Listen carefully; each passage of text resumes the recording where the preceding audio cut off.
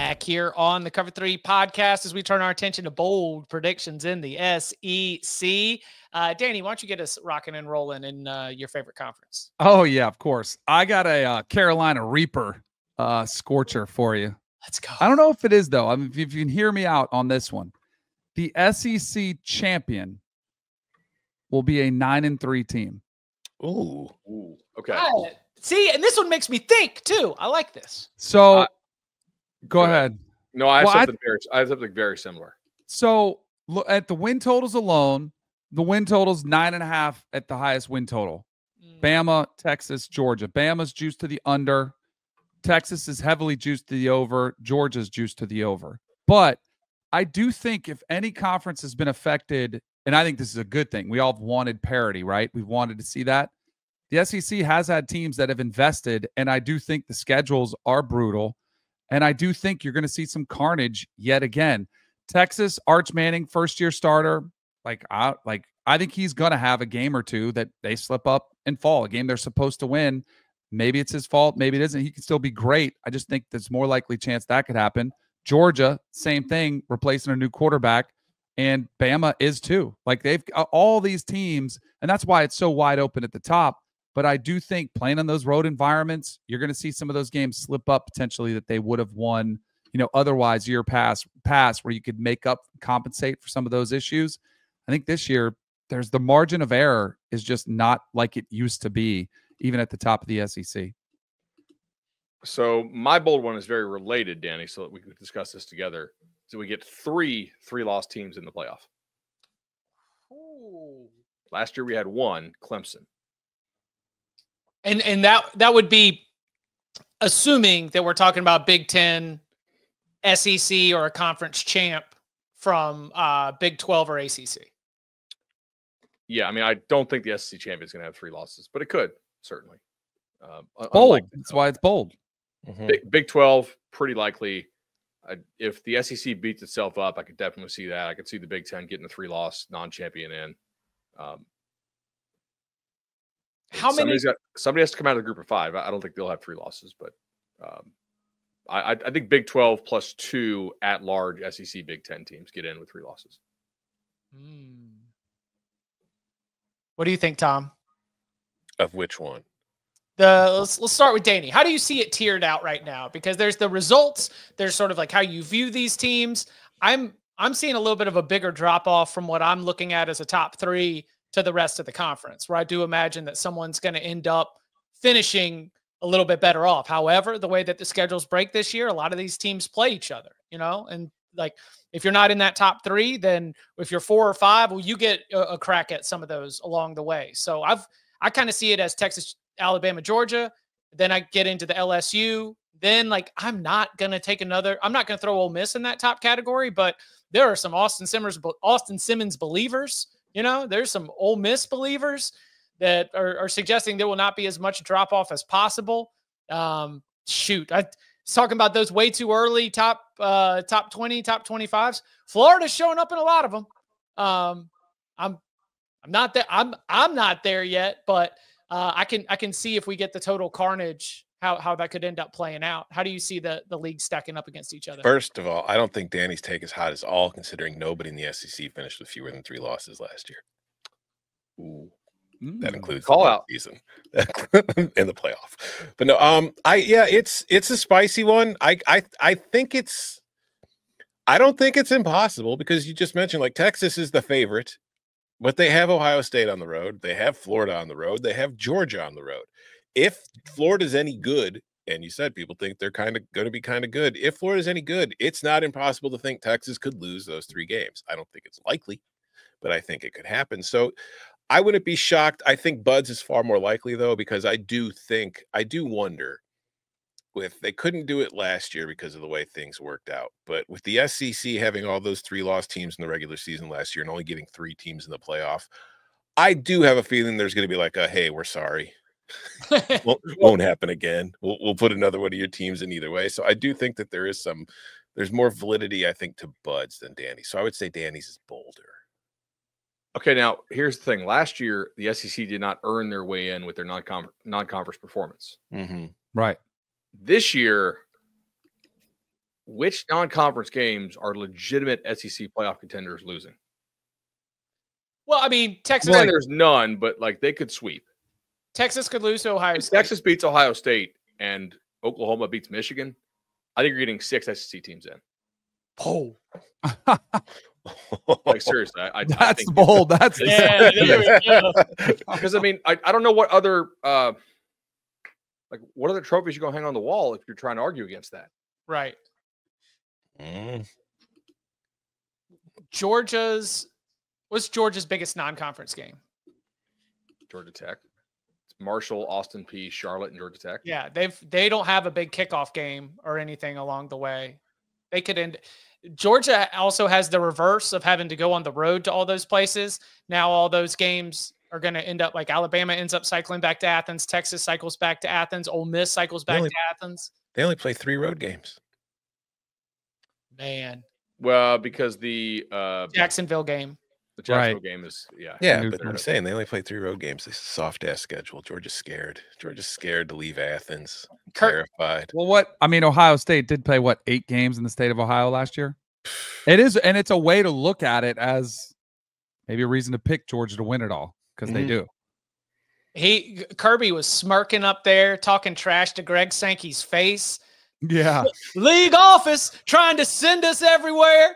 Yeah, it's like now all of a sudden he's got a team that objectively people are less confident in than they were last year going into the season. Like the overall confidence level is lower this summer than it was last summer, but the schedule's so much better. You could get equal results and maybe is the Georgia Tech game at home or away? That might be because they were in Athens last year. It's definitely away. So that would be one more. Wait, is that in the Dome? No, it says it's listed as a home game. What I'm looking at. I thought they play this in the Dome now. Do they? They didn't last year. Those overtimes were definitely in the stadium. Yeah, but I thought when they go to Georgia Tech for some reason the game. This says I think it's is this Thursday night? Mercedes-Benz Stadium, 11:27. Sorry, my brain is a little nonsense. All right. Yeah, it's in the big body Benz. Yeah. Is that permanent, or is that like they have some kind of? I wonder if going on they sold or something. I don't know. I have no idea. I'm saying on Thursday too, but this schedule on their team schedule says I don't know. It's a little bit confusing. Well, it's Thanksgiving weekend, and I think all college football is moving off Thanksgiving. Right. I think so. Maybe that would Black Friday. Last year it was Black Friday, right? It that is was Black Friday again this year. So that's when it is. That's a great question, Quantrell. Why the hell did Georgia Tech agree to that? They didn't know they were going to take them to overtime last year. They probably money is my guess. Yeah, that's probably it. It's usually the answer, folks. Okay. I've got a the Sports Business Journal. Their ability to bring in a $10 million payday for its rivalry series against Georgia was the quote biggest driving force behind the unorthodox move to change the venue for one of college football's most iconic rivalries. Of course it was. Yeah, that makes sense. A transformative revenue lift, according to athletic director Jay Batt. Hey, listen, Jay came from Alabama, right? They like the Dome a lot at Bama. Well, he's just he's on the forefront of finding new revenue streams. I'm just saying, my man's creative. If we need to find $10 million, hey, we'll go to the big body Benz. That's okay. Even if the seats are all red and the whole thing ends up looking like a Georgia home game, it's okay. You got it. I don't want to walk back if these two things happen, I think the SEC gets in 6. But if LSU goes in and beats Clemson, oh yeah, I think it's 100% happening.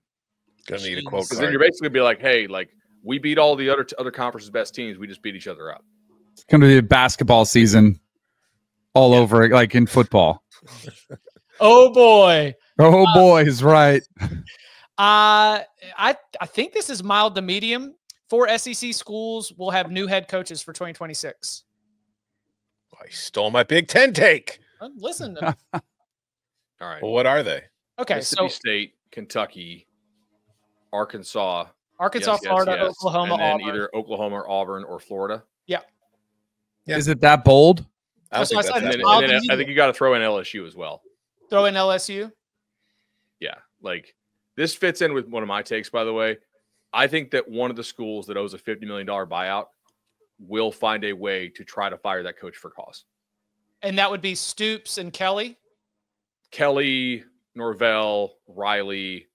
I just think that doesn't mean they have cause. I'm just saying I think they will try to figure out some reason to get out of it. Right. I see Kelly Brand one is what in the brought to mind tailgate. here on this. It's SEC. 4 coaches would not be that bold. I understand you, but part of this is the ups and downs of this. We thought we'd have multiple SEC jobs opening a year ago. That ends up not happening. So now it tends to be a wave like that where the buildup of the energy will end up leading to some change. If for no other reason than the motivation to make a change, the more time you sit there talking about it and thinking about it, I think the easier those checkbooks are to open up to be able to pay for it. This is a children's menu spicy chicken nugget take, Chip. Wow. I mean, come on. All right. Tennessee will be missing Nico by November. That's the same thing. How is that spicy? Yeah, that's not spicy at all. Tennessee They miss him in May, Chip. Come on. No, that's spicy not what I Tennessee hear. fans. How about this? Tennessee and UCLA will have the same number of wins by the end of the postseason. That's Ooh, spicy. there you go. There you go. That's spicy?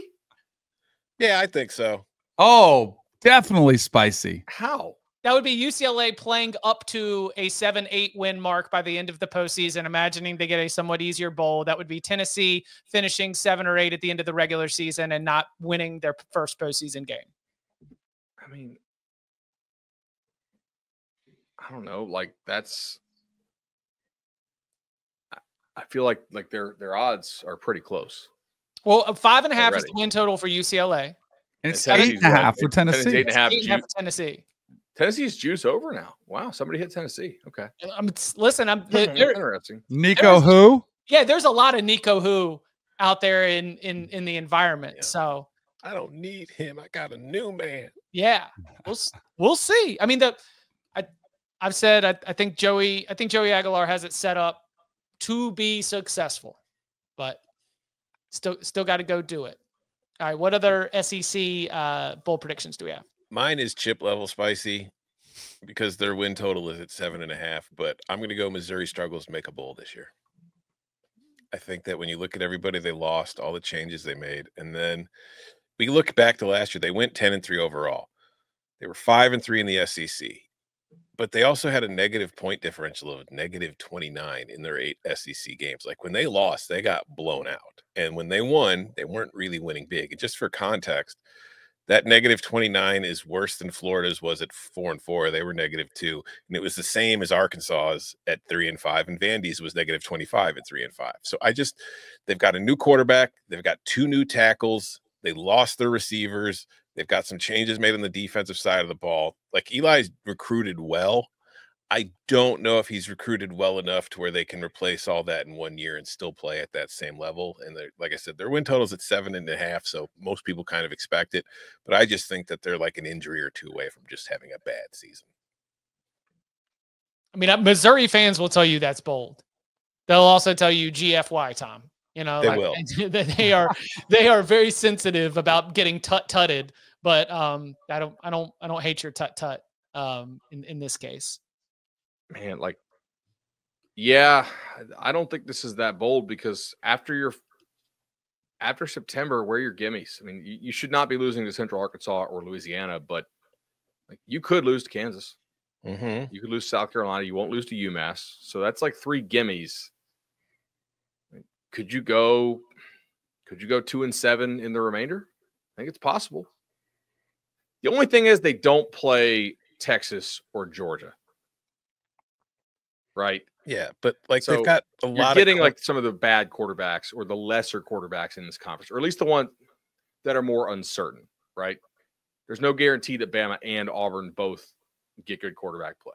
There's no guarantee Marcel Reed takes a step. They've also got a lot of coin flippy-ish games on the road.